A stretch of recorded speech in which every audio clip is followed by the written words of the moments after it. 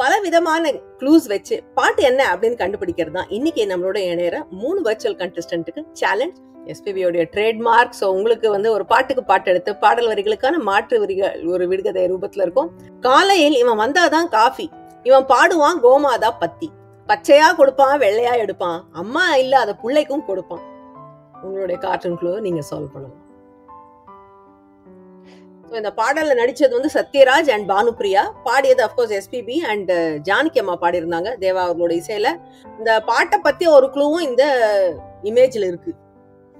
மாஞ்செட்டு மேடை போட்டு mic set மாட்டினா, கல்வி போல் காதலை கற்றுத்தர வந்தேனே, உச்சந்தலையில் வெச்ச மலரின் வெப்பம் உண்டாச்சு.